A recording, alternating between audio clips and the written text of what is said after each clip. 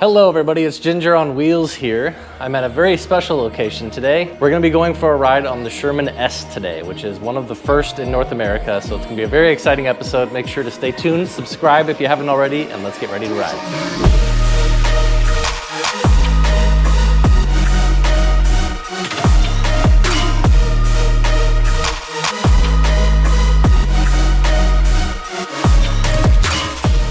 So this is it, the much anticipated Sherman S, an electric unicycle that costs over $4,000.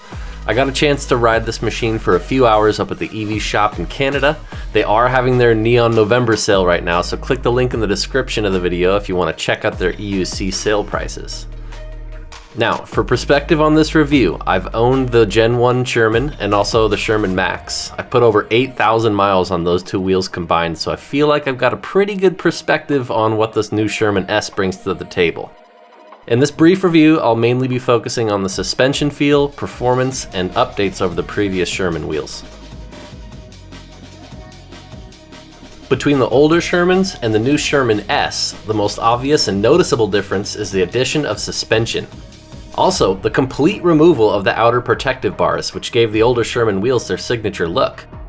But that's not all. The new Sherman S also offers a slightly more powerful motor, 3,000 watts versus 2,800 and 2,500 on the Sherman Max and Sherman V1 respectively. The Sherman S also boasts a built-in kickstand, hardened magnesium side panels, a stronger reinforced rim, stock mudguard, length adjustable spiked pedals, and rear projected safety lasers. The control board was also redesigned to include pure copper mounts for the phase wires, updated MOSFETs that allow for up to 680 amps of peak output current, as well as independent positive and negative power inputs from the battery. Considering there were very little design changes between the V1 Sherman and the Sherman Max, the real question for us riders is how do all these new features affect the signature ride feel and performance of the veteran lineup? Well, let's get into it. First, I want to talk about my thoughts on the suspension. Between the S18, the Master, the S22, V11, EX20, and more, we've seen so many suspension designs in the last couple of years. Every single one of these wheels has issues though, with cheap linkages or poor slider designs or the suspension bottoming out. Most of them sound clunky and unrefined, and up until now, I've never ridden a suspension wheel that I was in love with at first glide. The Sherman S brand name Fast Ace shocks changed that for me. I mounted the wheel a nervous wreck, obviously, scared to break one of the only Sherman S's in North America, but those nerves were quickly replaced with an ear-to-ear smile that was hard to get off. The Sherman S suspension is butter smooth and has adjustable preload. I've been told it's an oil-filled coil shock, which means very little maintenance, if any at all, no air pumps or PSI to worry about, and most importantly, a butter smooth ride. I seriously could not get over it. I found myself bouncing up and down just for fun during the whole ride. Something about the combination of oil and coil with 90 millimeters of travel. It could absorb large impacts like curbs or potholes, and also soak up all the little bumps you might feel like riding over grassy sections.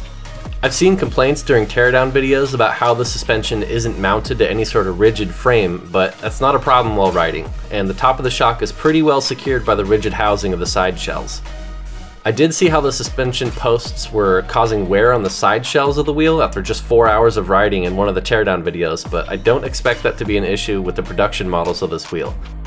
I do have one small complaint about the suspension setup though, and that's the shape near the top. When I was getting used to the wheel, I found myself hugging it pretty tight with my legs. After all, it does weigh 97 pounds. And when I was hugging it too tight, the top of the suspension pieces was digging into my leg a little bit. This might not happen for everyone though. For reference, I'm 6 feet 2 inches tall and about 225 pounds with gear, so I've got longer legs than most. Once I got used to the wheel though, I didn't find it hard to scooch my feet a little farther apart, and that did help quite a bit. I imagine some custom small padding pieces on the side shells could fix this pretty easily, but I didn't get the chance to ride it for long enough to experiment with it like that. As we all know, the older Shermans had protective roll bars, and I'm sure you noticed the Sherman S does not. The Sherman S still has strong handles in the front and the back though, and I think they're designed to break away in the event of a serious crash. I have had the misfortune of crashing my Sherman Max more than once, and I can tell you two things. One, the roll bars are really difficult to remove if they're even a little bit bent. And two, the only areas that really got damaged in my crashes were near the top handle part of the roll bars anyway. I did find myself hitting the bars occasionally while bumping up curbs at an angle, so I do wonder how the Sherman S battery will hold up over time taking those little smacks. Also, if you crash the Sherman S really hard and the breakaway handles did their job and broke away, but the wheel kept tumbling, I think we can all agree that the damage could get expensive, really fast. I will miss the protection of the roll bars, but not too much. I am curious how this new design will hold up when all you hooligans start posting crash pics online. Now let's talk about the power and speed. Last year, with the increased torque for the Sherman Max, despite the higher motor wattage and thicker phase wires, we actually saw a lower top speed, which I guess is to be expected on a higher torque wheel. There has been a lot of speculation that the Sherman S has around the same top speed as the Max, but that is not the case. It has a free spin speed of 102 kph, or around 64 miles an hour.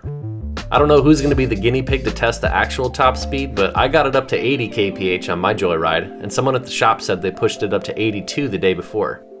There's no doubt in my mind the Sherman S is faster than the Max, perhaps comparable to the Sherman V1, but with loads of more torque. The updated MOSFETs, copper phase wire mounts, and the increased motor wattage all mean one thing: crazy torque and speed.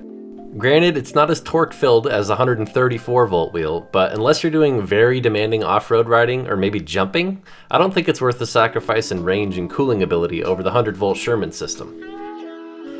Speaking of temperatures, the Sherman S does a great job at staying cool in extreme conditions. I went on a ride early in the day with the Eevees crew up a large off-road track appropriately named Heart Attack Hill. I was riding the Kingsong S22 following a rider on the Sherman S, and the ambient temperature was around 50 degrees Fahrenheit, on the cooler side. The S22 motor overheated though, up to 242 degrees while I was riding it. The wheel tilted back and wouldn't let me ride anymore. It was game over. But the Sherman S and the Master Pro riders I was with both had their wheels stay within normal operating temperatures. You can check out that video now if you're interested. Just click this pop-up or click the description for a link to that full ride video. Now let's talk about the overall ride feel. The previous Shermans were such winners because they had extremely low maintenance, very few issues out of the box, and most importantly, they rode like a dream. The low center of gravity and extremely high top speed made these wheels so fun and easy to ride at high speed. Any experienced rider could hop on a Sherman, rip around, and feel like a superhero 15 seconds later. I am here to tell you that nothing has changed about that with the Sherman S. I've been riding around my Begode Hardtail RS a lot lately, and it's the wheel that I brought up with me to Eevees. When I hopped on the Sherman S though, it just all suddenly clicked. It was like meeting an old friend again. It's got that same great low center of gravity, easy maneuverability, crazy speed, but now with the addition of suspension, it was just like a dream come true. It was everything I was hoping the Sherman S would be. As for the headlight, that seems pretty much the same. The rear taillight now has lasers though, to create another layer of avoidance between you and cars on late night rides. I personally like that feature. The LCD screen's updated too, so you have a more clear view of what's going on with your wheel at any given time. Just like the older Shermans, it's got 4 buttons that allow the user to change most aspects of the wheel straight from the LCD interface. You don't have to download an app to make adjustments on the fly. I do think the Sherman S is an amazing wheel, but I do have some small complaints too. The protrusion of the top suspension pieces is kind of uncomfortable at first and takes some getting used to. The integrated trolley handle / seat design seems pretty flimsy, made out of plastic. Not that I'll be using the stock seat anyways, I'm too tall for it and it really doesn't look that comfortable. I'll just get some of the aftermarket designs that are sure to come out later. Also, the wheel weighs 44 kilos, or 97 pounds. While you can't really feel that while riding it, you do notice it while using the kickstand. The material for the kickstand, at least on this demo wheel, was too weak in my opinion, also made out of plastic. But the other Shermans didn't even have a kickstand, so you can't complain too much. Overall, the Sherman S is exactly what I imagined. It's a slightly more powerful Sherman Max with suspension that seems so seamlessly intertwined with the design that you can hardly tell it's there until you hit a bump. With its 3600 watt-hour battery and over 3000 watt motor, it's everything I ever dreamed of in an EUC and more. I personally will be selling my Sherman Max and Begode RS so that I can order one of these puppies as soon as I can. I fully expect the first generation Sherman S's to sell out quickly and bring as much joy to the riders as all the previous iterations of veteran wheels. I firmly believe that this will be the wheel everyone compares to when riding any suspension wheel for at least the next year. Liebherr did take a long time getting into the suspension market, but I am glad they waited to do it right, because they absolutely hit the nail perfectly on the head with this wheel.